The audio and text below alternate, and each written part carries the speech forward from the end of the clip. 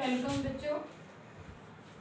आज हम आपके सामने कविता नंबर 14 चंद्रगहना से लौटती बेर लेकर के आए हैं। चंद्रगहना एक स्थान का नाम है जिसे हम यहाँ पर जो कवि परिचय है जिन्होंने इसको लिखा है उनके बारे में अभी जीवन परिचय करवाएंगे। चंद्रगहना एक स्थान का नाम है। कवि वहाँ से लौट रहा था।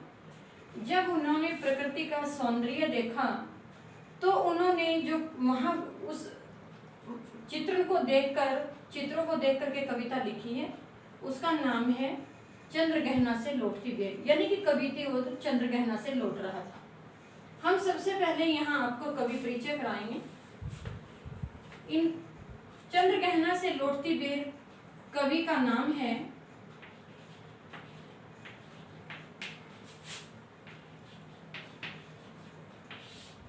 केदारनाथ अग्रवाल। केदारनाथ अग्रवाल इनका नाम है और अग्रवाल जी आधुनिक युग के कवियों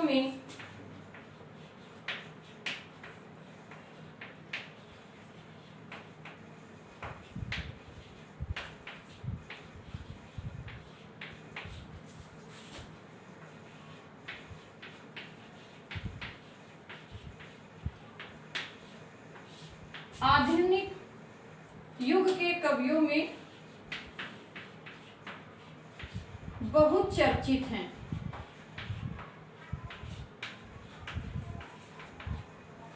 इनका जन्म 1 अप्रैल 1911 को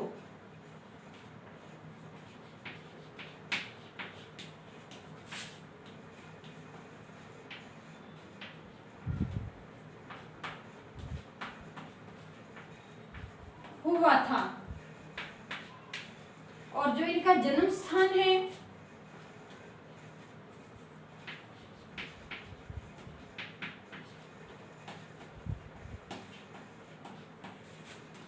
बांदा जिले के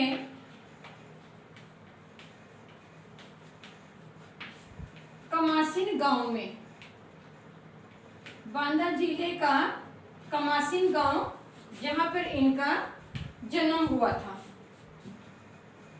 इनकी शिक्षा इन्होंने प्रयाग विश्वविद्यालय से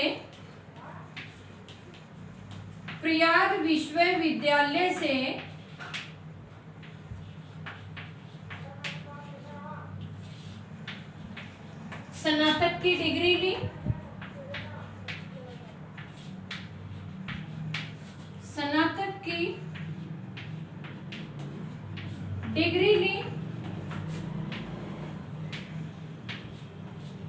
इसके पश्चात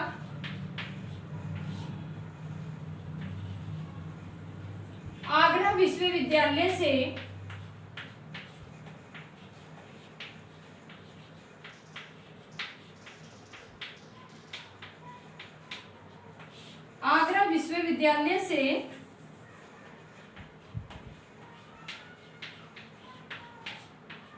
LLB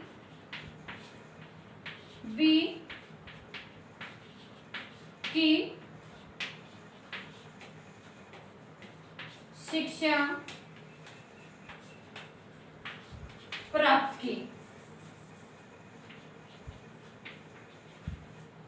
इनकी मृत्यु 2000 में हो गई।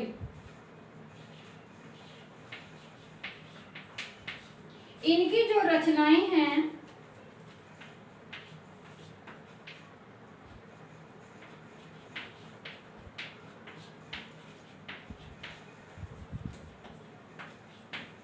नींद के बादल,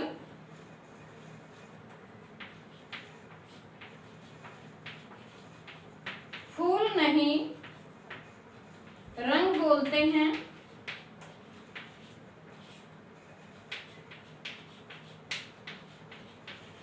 हे मेरी तुम,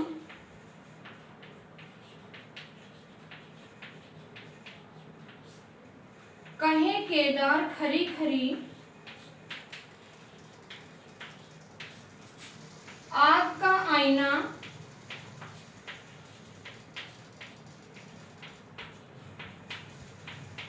लोक आलोक,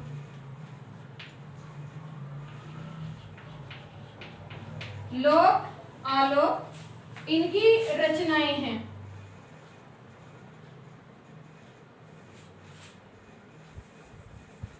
यहाँ लोक तथा आलोक ये इनकी रचनाएं हैं।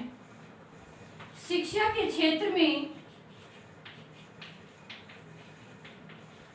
इन्हें जो पुरस्कार मिले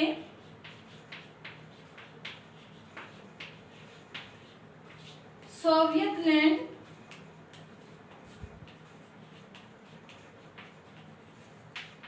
पुरस्कार और साहित्य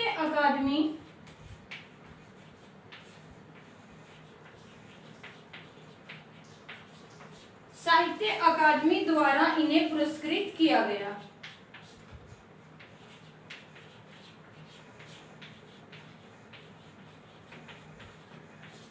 इन्हें सम्मान मिला। इनकी जो काव्यगत विशेषताएं हैं, अग्रवाल जी अपने समकालीन प्रगतिवादी कवियों से प्रेरणा लेकर काव्य क्षेत्र में आगे बढ़े। उनकी खड़ी बोली में रचे कवि सवैये लखनऊ की माधुरी पत्रिका में प्रकाशित हुए। नींद के बादल उनका पहला कविता संग्रह है। इस संग्रह में उनकी पढ़ने संबंधी कविताओं की प्रधानता है। दूसरे काव्य संग्रह युग की गंगा में सामान्य जनजीवन तथा प्रकृति के मार्मिक चित्र अंकित किए गए हैं। तीसरे संग्रह लोक तथा आलोक में प्रगतिवाद की झलक मिलती है। प्रगतिवादी रचनाओं में उन्होंने पूंजीपतियों की शोषण वृत्ति का यथार्थ चित्र अंकन किया है। प्रकृति संबंधी कविताओं में बड़े गतिशील चित्र अंकित हुए हैं। अग्रवाल जी की भाषा शैली सरल, सहज और सुबोध है। शब्द चयन प्राय कलात्मक एवं भावानुरूप है। शैलीकार के रूप में उन्होंने मुक्त छंद और गीति छंद दोनों का प्रयोग किया है। इनकी भाषा में साहित्य शब्दों का सौंदर्य देखते ही बनता है। ध्वनियों की धारा है और सत्यापन की कला है। संगीतात्मकता तो इनके काव्य की अनूठी विशेषता है। लोक भाषा और ग्रामीण जीवन से जुड़े बिंबों को प्रस्तुत करने में इन्हें अद्भुत क्षमता प्राप्त होती है। इनकी कविता शिल्प की जटिलता नहीं है, वे अपने भावों को सहज रूप से व्यक्त करते हैं। बच्चों, यहाँ पर मैंने कवि परिचय आपको करवाया जो है केदारनाथ अग्रवाल जी। अब मैं आपको यहाँ पर कविता का सार करवा रही हूँ। कवि का प्रकृति के प्रति गहरा रिश्ता है। अनुराग भाव पाठक को सहसा अपनी ओर आकर्षित करने की क्षमता रखता है। यह चंद्रगहना नामक स्थान है जहाँ से कवि लौट रहा था, वापिस आ रहा था। उसका किसान मन बार बार प्रकृति के रंगों में रंगा जा रहा था। खेत खलियान उसके मन से बाहर निकलते ही नहीं थे। उसे प्रकृति के साधारण रंगों में भी असाधारण शोभा दिखाई देती है। वह शहरी विकास की तेज गति के बीच उस सौंदर्य को अपनी कोमल भावनाओं और संवेदनाओं से व्यक्त करता है। खेत की मेड़ पर बैठे हुए कवि ने जब देखा कि प्रकृति का जो ये सुंदर दृश्य उसकी आंखों के सामने फैल रहे थे, घूम रहे थे, तो वहां से कवि को एक कल्पना का सूक्ष्म आभास हुआ और उन्होंने अपनी लेखनी से उस सौंदर्य को कागज पर उकेरा। खेत की मेड़ पर बैठे हुए खेत में एक चना उगा हुआ है। चने का एक पौधा होता है जो एक बालिश के बराबर होता है। देखने में वह ठिगना है, लेकिन उसके सिर पर गुलाबी रंग के फूल खिले हैं। वहां पर कवि ने मानवीकरण किया है कि चना अपने सिर पर गुलाबी रंग का फूल सजाकर ऐसे सजा खड़ा है जैसे मानो कोई दूल्हा सजकर, यानी गुलाबी रंग के मुरैठा पगड़ी बांधकर सजा हुआ खड़ा है। उसी के पास एक अलसी नामक, जो स्त्रीलिंग में दर्शाई गई है, एक अलसी जिसको तिलहन कहते हैं, वहां पर उसी के पास वो खड़ी है। देह की पतली है, कमर की लचीली है, लेकिन वह यह कह रही है कि जो मुझे छू देगा तो मैं उसे हृदय का दान कर दूंगी। चना और अलसी के लिए कवि ने मानवीकरण अलंकार का प्रयोग किया है। गुलाबी रंग के फूल सजाकर चना खड़ा है और अलसी के सिर पर नीले रंग के फूल हैं।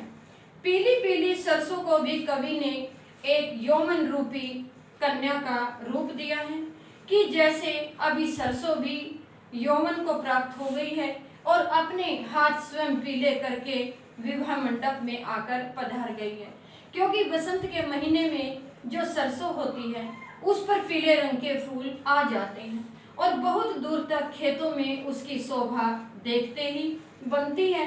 यहाँ कवि ने कहा है कि सरसों की तो जैसे बात ही न पूछो, अब वो श्यानी हो गई है, यानी अब वो जवान हो गई है और अपने स्वयं के हाथ पीले करके ही विवाह मंडप में जैसे सजकर खड़ी हो गई है।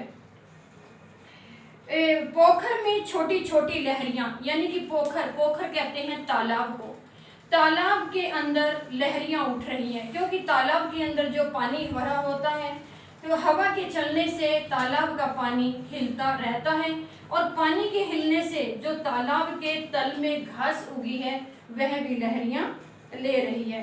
एक बगुला मछली की ताक में शांत भाव से एक टांग पर खड़ा हुआ है।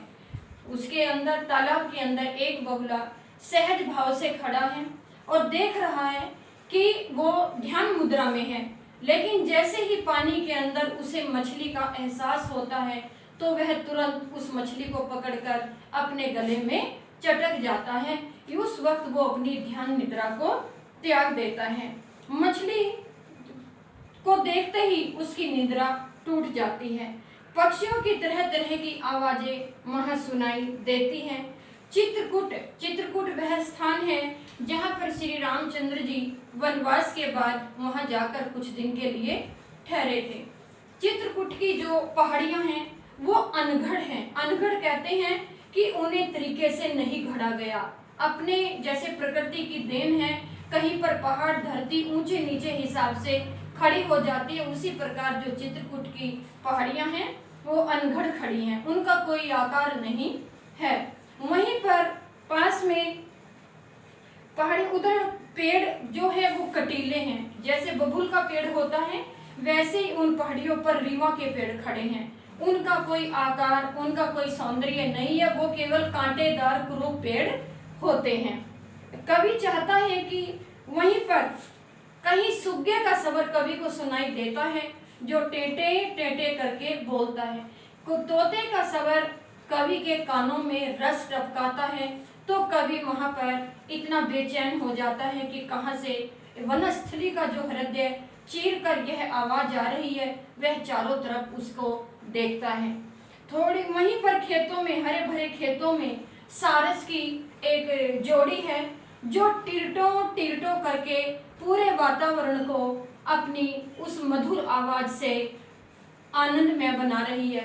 कवि तो ये देखना चाहता है कि मेरा भी मन करता है कि मैं भी इन पक्षियों की तरह उड़ूं और उड़कर वहां उस दूर खेत में जा पहुंचूं जहां पर ये कवि की जो सारस की जुगल जोड़ी रहती है और चुपके चुपके से जाकर मैं वो कहानी सुनूं इनकी, जो इनकी प्रेम कहानी है।